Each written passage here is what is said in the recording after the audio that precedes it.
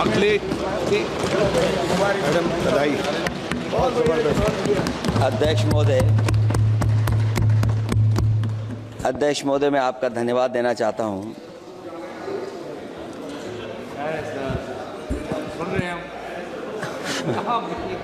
अध्यक्ष महोदय, मैं आपका धन्यवाद देना चाहता हूं। साथ ही साथ इस सदन में जो 75वें वर्ष पर संविधान की बहस शुरू हुई है, जहां सत्ता पक्ष से माननीय रक्षा मंत्री जी उन्होंने अपनी बात रखी। अभी कांग्रेस पार्टी की नवनिर्वाचित सांसद उन्होंने अपनी बात रखी। उसके बाद अध्यक्ष महोदय मुझे बोलने का मौका मिल रहा है। मैं सबसे पहले लाखों लाख लोग जो भारत देश की आज़ादी में जिन्होंने अपनी जान न्यौछावर कर दी, देश आज़ाद हुआ। आज़ादी के बाद बाबा साहब भीमराव अंबेडकर जी और तमाम हमारे वरिष्ठ लोगों ने इस संविधान को देने का काम किया। मैं उनको याद करने के साथ साथ जो आज 13 तारीख जिस दिन हम आप सदन में बैठे हैं, एक ऐसी घटना घटी थी, अगर उस समय सुरक्षा कर्मियों ने अपनी सूझबूझ के साथ, बहादुरी और साहस के साथ अगर उन आतंकवादियों को मुकाबला न किया होता तो हमारे देश के बहुत सारे महत्वपूर्ण नेता जो उस समय सदन में थे, न जाने क्या परिस्थिति बनती। मैं उन बहादुर जिनकी जान गई उनका याद करता हूं, वहीं श्रद्धांजलि भी देता हूं। मैं इस संविधान की चर्चा पे जहां खड़ा हुआ हूं, मैं बाबा भीमराव अंबेडकर जी उनको श्रद्धांजलि अर्पित करते हुए जिन्होंने संविधान को देने का काम किया। हमारा संविधान जो तैयार हुआ है, उनकी प्रबुद्ध दृष्टि का परिणाम है कि हमारे पास न्याय, स्वतंत्रता, समानता और बंधुत्व के सिद्धांतों पर आधारित एक महान संविधान हमें मिला है। भारत राज्यों का एक संघ है और हमें विविधता में एकता पर गर्व है। ये हमारा संविधान ही है जिसने भाषाई, क्षेत्रीय, धार्मिक और जातीय विविधता वाले हमारे देश को एक साथ रखा है।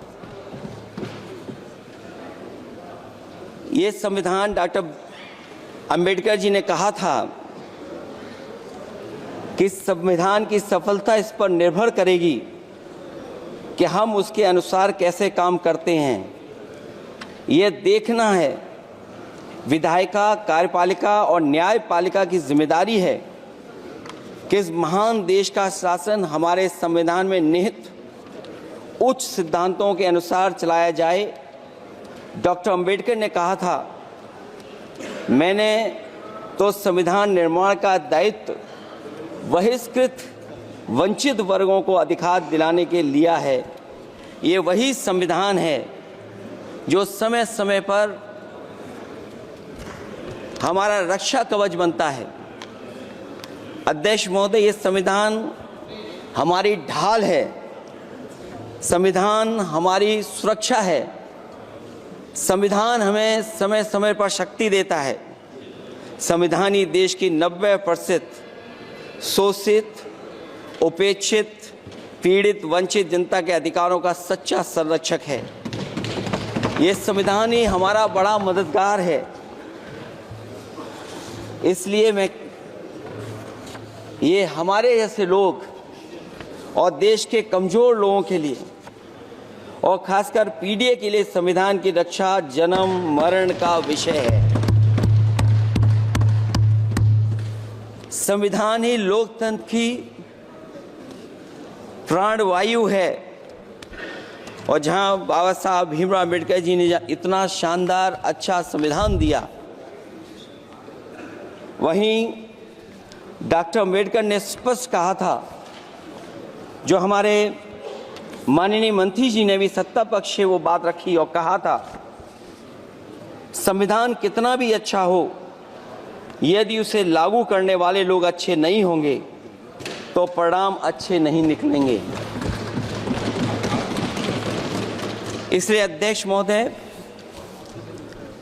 इस संविधान पर लगभग 75 वर्ष में के बाद भारत की संसद में फिर चर्चा हो रही है।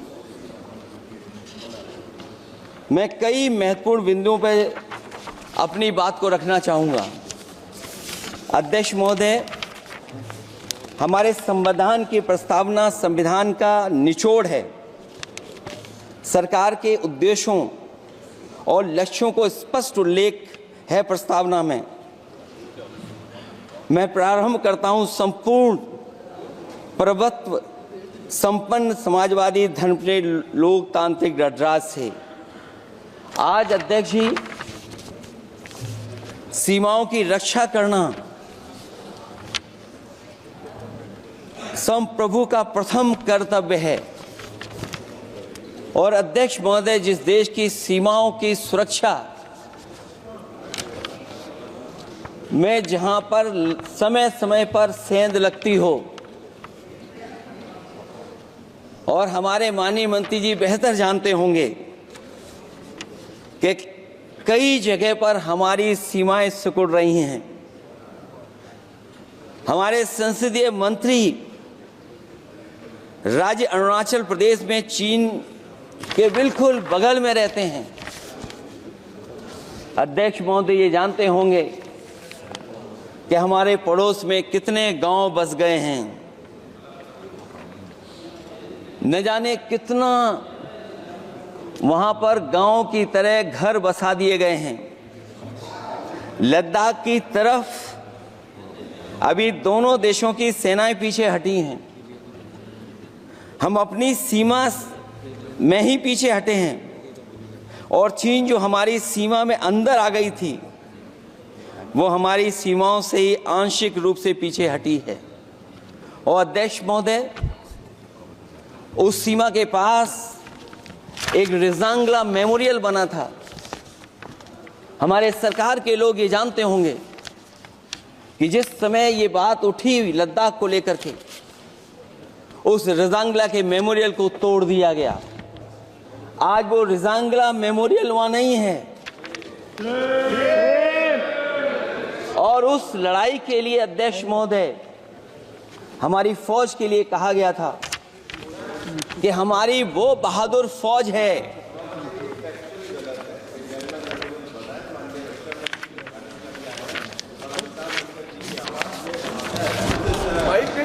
अध्यक्ष महोदय, यही तो फर्क है। कहां पर था, कहां पर बना अब। और अध्यक्ष महोदय, मैं सरकार को बताना चाहता हूं, अध्यक्ष जी, मंत्री जानते होंगे, मंत्री जी, केवल 12 किलोमीटर सड़क बनी थी, और पड़ोसी देश ने क्या क्या नहीं कहा गया। और वो समय आएगा जब हमें मानसरोवर और कैलाश पर्वत पे जाने के लिए भी वो देश हमें रोकने लगेगा। तो हमारी आज 75 साल बाद सीमाएं कितनी सुरक्षित हैं। क्या लद्दाख की वो फिंगर्स जहां पर हम पहले थे, क्या हमारी फौज वहीं खड़ी है कि नहीं खड़ी है? अगर आप रिजांगला मेमोरियल जानते होंगे, तो लद्दाख की वो सीमाएं जो हमारे देश के अंदर थी, क्या हमारी सीमा वहां तक है कि नहीं है? आज सही है। ये देश समाजवादी गणराज्य बने। समाजवाद का सरल शब्दों में अर्थ है कि समता और संपन्नता हो। लेकिन देश में अध्यक्ष महोदय, 2014 के बाद विषमता जिस तेजी के साथ बढ़ी है, उसकी कल्पना भी नहीं की जा सकती है। 140 करोड़ में से 82 करोड़ सरकारी अन्न पर जिंदा हैं। अध्यक्ष महोदय, जो देश को ये कहते हो कि हम दुनिया की सबसे तेज रफ्तार पे चलने वाली अर्थव्यवस्था बनने जा रहे हैं। 3 पर पहुंच गए और ऊपर जाएंगे। मैं सरकार से कहना चाहता हूं कि जब 82 करोड़ सरकारी अन्न पर जिंदा हैं और दूसरी तरफ देश की संपूर्ण संपत्ति के 2/3 हिस्से पर कुछ परिवारों का कब्जा है, अगर सरकार में ये बहादुरी और हिम्मत है तो इस 60% गरीबी के रेखा से नीचे रहने वाले लोगों की पर कैपिटा इनकम क्या है? अगर आपकी अर्थव्यवस्था ऊंचाई पर जा रही है तो हमारे जो गरीब लोग हैं, जो 60% गरीब लोग हैं, उनकी पर कैपिटा इनकम क्या है? और जहां समय समय पर सरकार अपने आंकड़े देती है, कम से कम ये आंकड़े भी दे दे कि गरीबी रेखा पर जो नीचे रहने वाले लोग हैं उनकी पर कैपिटा इनकम क्या है। इससे स्पष्ट हो जाएगा कि 5% लोगों की पर कैपिटा इनकम क्या है। हमारा प्रेमबली कहता है कि धर्म निरपेक्ष गणराज्य बने, राज्य की निगाह में सभी धर्म समान हैं। हमारा सेकुलरिज्म हमें रिलीजियस इक्वलिटी का रास्ता दिखाता है। यही ना अर्थ इसका है। क्या इस पर सरकार अमल कर रही है? देश के 20 करोड़ से ज्यादा अल्पसंख्यकों के, विशेषकर मुसलमानों को दूसरे दर्जे का नागरिक बनाने का प्रयास चल रहा है। उन पर हो रहे अत्याचार प्रतिदिन बढ़ते जा रहे हैं। उनकी संपत्ति को लूटा जा रहा है, हत्याएं की जा रही हैं, घर तोड़े जा रहे हैं, उनके पूजा स्थलों पर कब्जा प्रशासन की मदद से किए जा रहे हैं। अगर ये धर्मनिरपेक्षता तो धर्म शासित राज्य की क्या परिभाषा है? और हाल ही में हम लोगों ने अध्यक्ष महोदय उदाहरण देखा है कि किस तरीके से उत्तर प्रदेश में कई महत्वपूर्ण जगह पर इस तरह की घटनाएं जानबूझ करके की गई। मुझे याद है उस समय, जिस समय उत्तर प्रदेश का इलेक्शन चल रहा था, बहुत से लोगों को वोट डालने का अधिकार जिनको था, उनको अधिकार से रोका गया और जो लोग वोट डालने जा रहे थे उन्हें डराया धमकाया जा रहा था। ऐसे इंतजाम किए गए थे कि ये वोट डालने के लिए वोट बूथ तक न पहुंच पाए। वो तस्वीरें अध्यक्ष महोदय न केवल हम लोगों ने देखी बल्कि पूरे देश और दुनिया ने देखी होंगी कि किस तरीके से उत्तर प्रदेश की सरकार के प्रशासन के इशारे पर एक पुलिस के अधिकारी ने महिलाओं को वोट से डालने से रोका और रिवॉल्वर दिखा करके कहा कि वोट डालने नहीं जाओगे। मैं उन बहादुर महिलाओं को बधाई देना चाहता हूं कि उन्होंने परवाह नहीं की और उन्होंने कहा कि इससे कुछ जान जाने वाली नहीं, अगर जान भी जाएगी तो हम वोट डाल करके आएंगे। क्या यही लोकतांत्रिक गणराज्य है? सच्चे लोकतंत्र में जनता संतापूर्वक मतदान के माध्यम से अपनी सरकार चुनती है।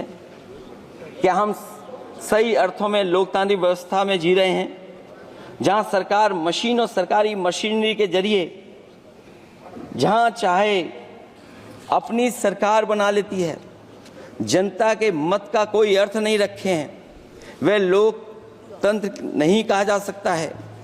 यह व्यवस्था जब तेजी से लोकतंत्र में तानाशाही की तरफ बढ़ रही है, हिटलर ने भी तो जनता द्वारा चुने जाने के बाद संविधान में संशोधन करके तानाशाही कायम कर दी थी।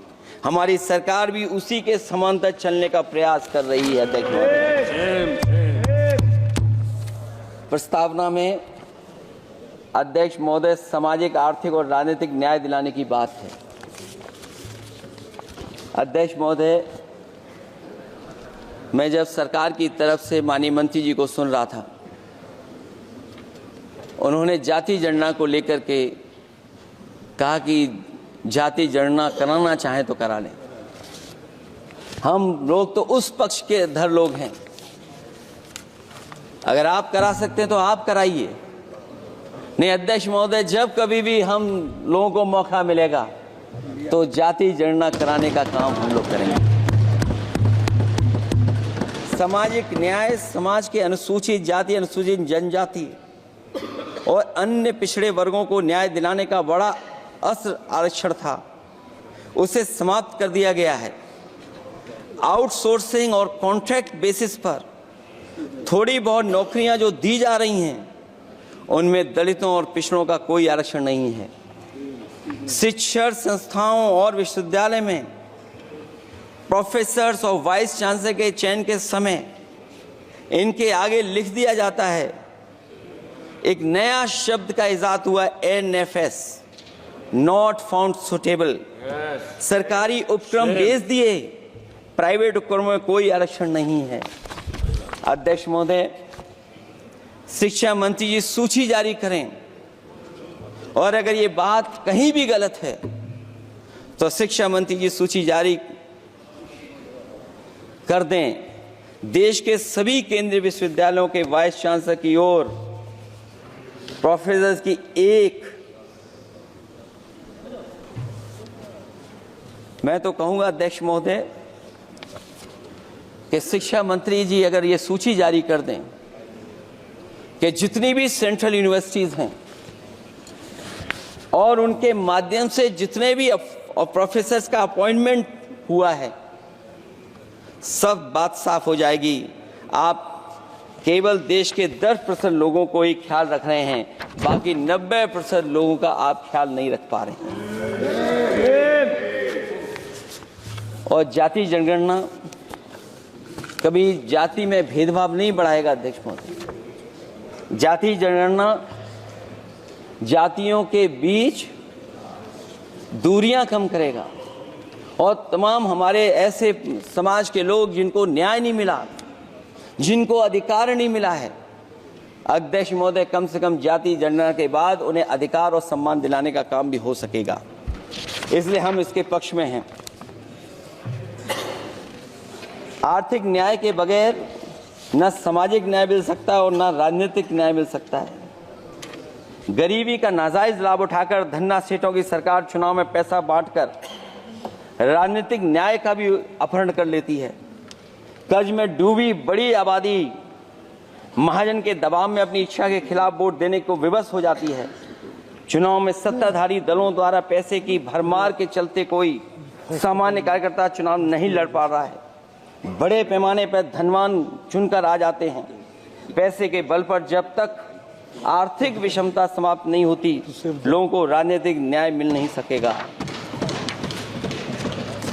प्रस्तावों में आगे जो लक्ष्य है, विचार, व्यक्ति, विश्वास, पंथ और उपासना की स्वतंत्रता, अन्याय के खिलाफ विचार व्यक्त करने पर जेल, अभिव्यक्ति की स्वतंत्रता का अर्थ है देशद्रोह। अगर भाजपा के मत के नहीं हैं, दूसरे धर्म के हैं तो प्रताड़ना के हकदार हैं। और अब तो उपासना करने पर भी दिक्कत है, क्योंकि हर मस्जिद के नीचे मंदिर खोजने वाले तत्व इस देश को शांति से रखना ही नहीं चाहते हैं। उन्हें कानून की कोई परवाह नहीं है। मैं इस मौके पर धन्यवाद देना चाहता हूं सुप्रीम कोर्ट का, कम से कम वो फैसला आया है जहां कुछ दिनों के लिए ये पाबंदी लगाई गई।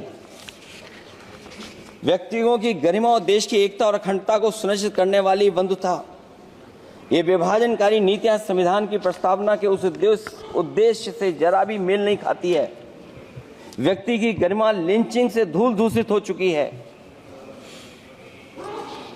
उद्योगपति सरकारी आतंक से परेशान हैं, हो करके अपनी पूंजी समेटकर देश छोड़ गए हैं और लगातार जा रहे हैं।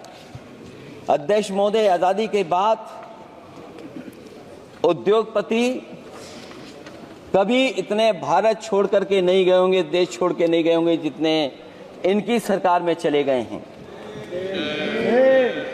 अगर व्यक्ति की गरिमा सुनिश्चित हो तो कोई व्यक्ति क्या अपनी मातृभूमि को छोड़ करके जा सकता है। सरकार इस पर आत्मचिंतन करे। अगर आपसी मतभेद पैदा करके एक दूसरे के प्रति अविश्वास पैदा किया जाएगा तो क्या देश की एकता और अखंडता के लिए एक अशुभ संकेत नहीं होगा।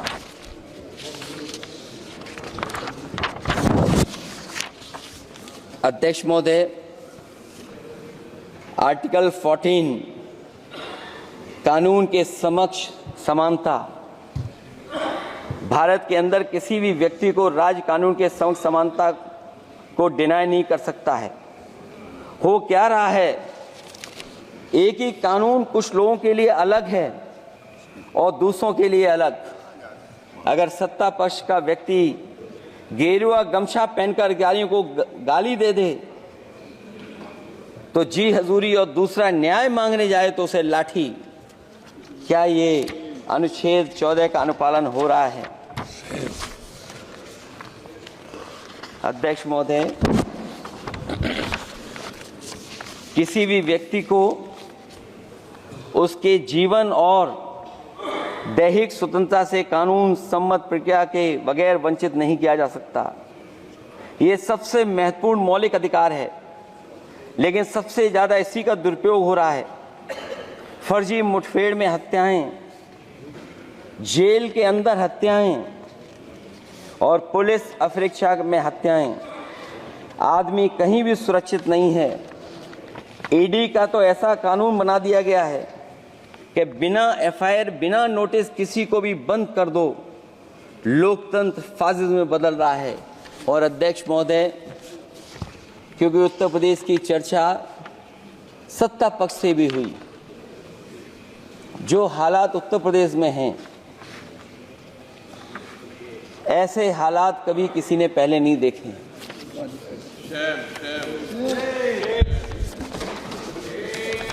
जहां पर कानून की समय समय पर धज्जियां उठ रही हैं। और अध्यक्ष महोदय, केवल एक घटना नहीं मैं कहना चाहता हूं, ऐसी तमाम घटनाएं हैं जिनके बारे में मैं कह सकता हूं। आजादी के बाद अगर हम 75वें वर्ष में इस बात पर चर्चा करें संविधान पर, और आए दिन लोगों को न्याय मांगने के लिए आत्मदाह करना पड़े,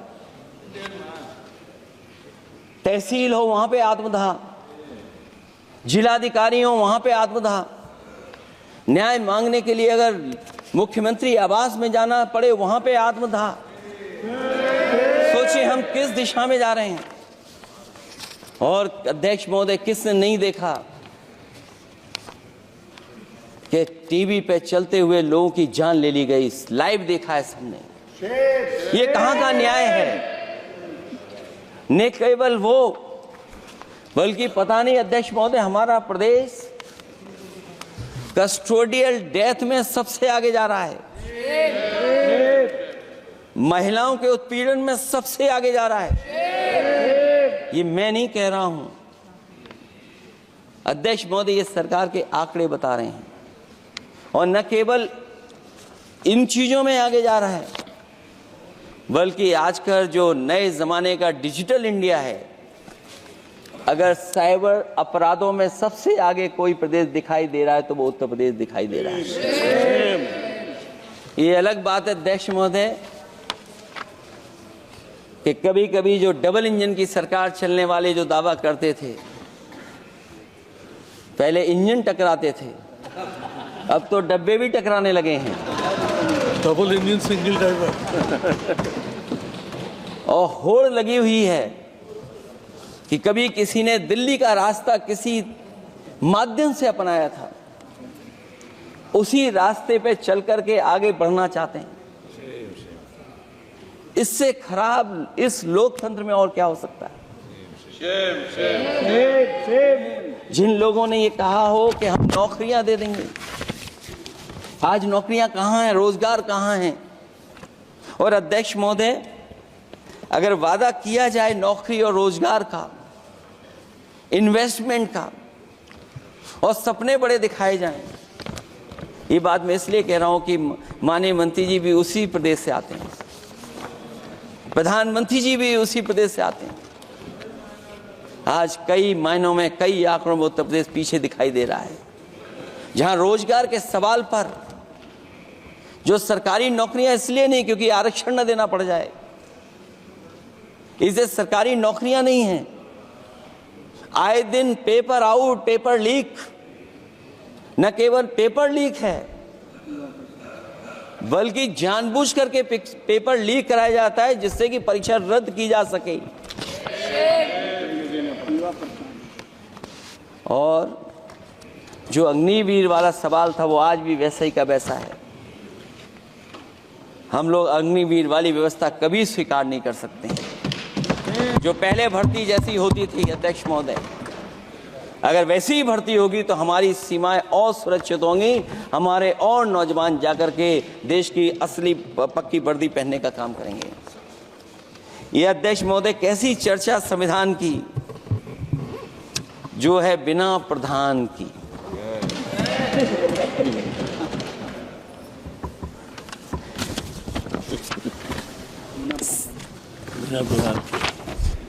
अध्यक्ष महोदय, इस सरकार में जो लोकतंत्र के साथ खिलवाड़ हुआ है, इतना कभी खिलवाड़ नहीं हुई होगी।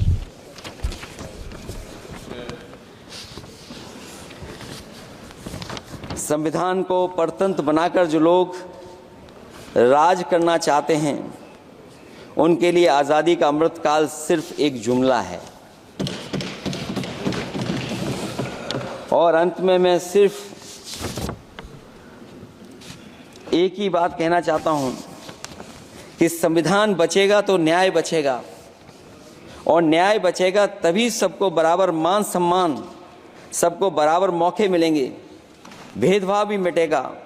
और भेदभाव का भाव भी इसलिए आज फिर से संविधान को बचाने के लिए एक और करो या मरो आंदोलन की ज़रूरत है।